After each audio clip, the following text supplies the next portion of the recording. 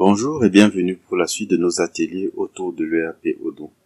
Rappelons-le, dans le cadre de cette présentation, nous traitons le cas d'une entreprise qui fait dans les BTP. Ceci dit, une entreprise qui achète du matériel, ça peut être du sable, du ciment, de la peinture, pour les utiliser dans le cadre des travaux et ensuite les refacturer à ses partenaires, ses clients. De même, en dehors de ces produits stockables, cette entreprise peut refacturer des services tels les services d'un consultant, un architecte, d'un peintre, d'un architecte et bien d'autres encore. Hormis ces deux types de matériaux, l'entreprise peut aussi refacturer des charges ou des dépenses que ses partenaires ou ses collaborateurs ont effectuées pour le cadre de ces services. Ce sont les notes de frais. Ça peut être les frais de déplacement, ça peut être des frais de dîner, de repas et bien d'autres encore.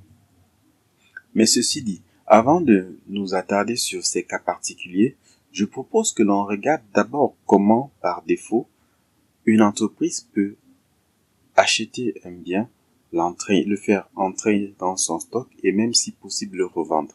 Cela nous permettra de mieux apprécier la suite. Je rappelle ici que toutes les notions que nous voyons dans le cadre de cette formation sont développées de fond en comble dans des formations particulières et précises. Ceci dit, vous aurez une formation spécialement pour les ventes, pour les achats, pour la gestion de projets, pour la gestion des ressources humaines. Donc, passez en revue cette vidéo et lorsque vous serez disponible, lorsque vous aurez des questions ou lorsque vous aurez envie de développer des notions, vous pourrez vous orienter vers ces formations plus complètes qui seront accessibles. Sans plus tarder, je propose que l'on regarde comment une entreprise peut acheter du sable et éventuellement des stylos que nous avons créés récemment. Pour ce faire, on va dans le module des achats.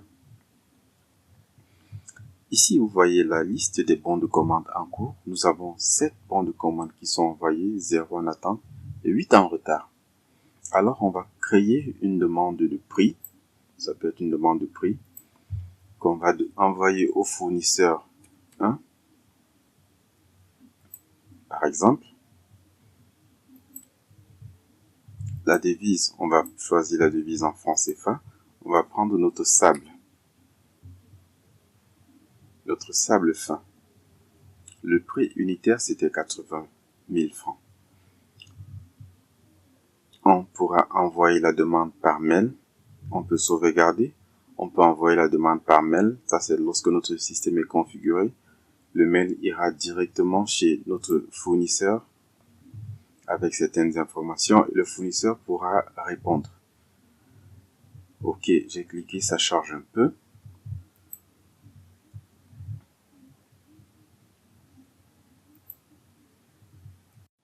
On considère que notre fournisseur ait validé notre commande à 75 000. Alors, on confirme seulement. Une fois qu'on confirme, on peut aller au niveau de notre magasinier, notre gestionnaire de stock, réceptionner le produit. On pouvait aussi réceptionner le produit à partir d'ici. On peut cliquer là. On va au niveau de l'inventaire. Réception.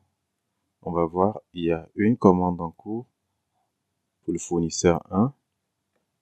On valide. On a reçu. Ok. On va revenir du côté de l'achat en question sur notre fournisseur. Fournisseur 1. Ok. Et ici, on se rend compte qu'il y a une facture. Il faut faire une correspondance avec une facture. On ne verra pas ça ici. On verra ça dans un module un peu plus avancé. Alors, ce qu'on va faire, on va créer une facture par rapport à ce que nous avons fait. On nous a livré. Il faudrait bien payer ce fournisseur. Alors, ce qu'on fait, on crée la facture du fournisseur. On met la date de facturation. On confirme la facture. Une fois qu'on l'a fait, si on a des habilitations, on peut directement payer ici.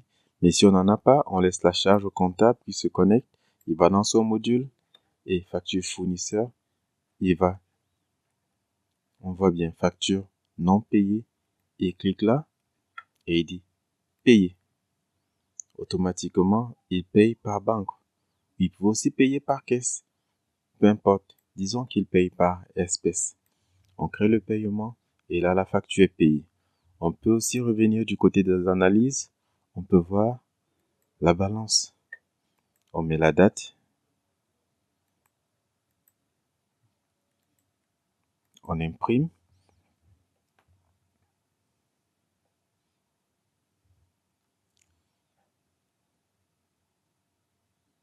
Et le tour est joué.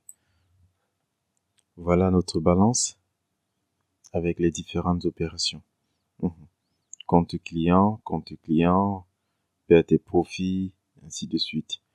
Ok, voilà, c'était tout pour ce module, pour cette procédure d'achat du sable et de tout autre produit similaire. À très bientôt pour la suite. Au revoir.